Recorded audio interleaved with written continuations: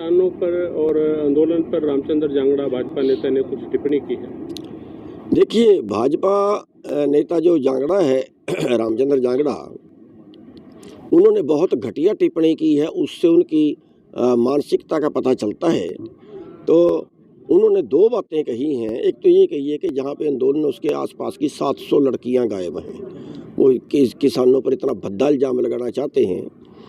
तो मैं बता देना चाहता हूँ जांगड़ा साहब को कि अपनी अकल को के पर्दे खोल, मूर्खता वाली बातें मत कर।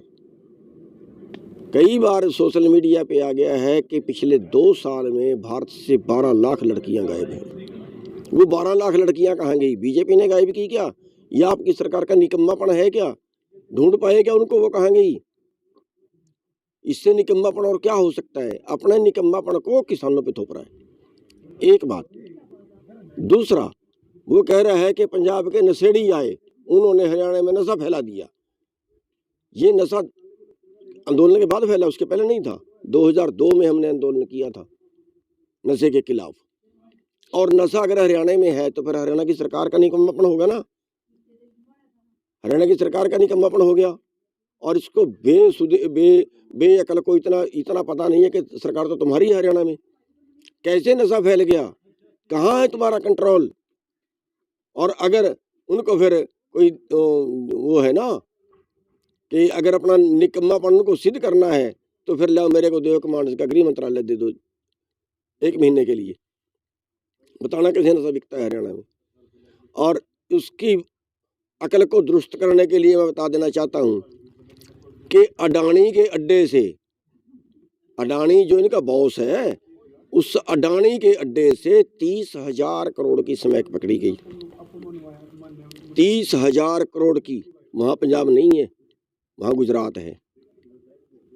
और 30,000 करोड़ की स्मैक पकड़ने के बाद वहां से कुत्ते हटा लिए गए, वहां से फोर्स हटा ली गई कि नहीं भाई खुली स्मगलिंग करने दो, इनको मत रोको। तो जिम्मेवार कौन है? बीजेपी भी कमा रही है या पंजाब वाले भी कमा रहे हैं? तो शर्म आनी चाहिए ऐसे नेताओं को।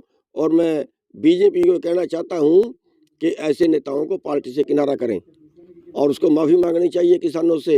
अन्न खाता है किसानों का, अन्न हरामी है, अन्न हरामी है। देश के किसानों ने देश की सीमा सुरक्षा की है, देश के किसानों ने देश का पेट भरा है। सबसे पहले तो पंजाब के किसान ही थे जो देश का पेट पालने वाले थे। 60% केंद्रीय पूल में से पंजाब का अनाज जाता था। और उन्हीं को ये क्या क्या बकवास काट रहे हैं उनके खिलाफ। तो ये जातिवाद और धर्मवाद और क्षेत्रवाद फैलाना जो है, ये अति घटिया हरकत है। और ये वो जांगड़ा है जो भजनलाल से इलेक्शन लड़ा तो हारा, बंसीलाल से इलेक्शन लड़ा तो हारा, चौटाला से इलेक्शन लड़ा, देवीलाल से इलेक्शन लड़ा तो हारा, कांग्रेस से इलेक्शन लड़ा तो हारा।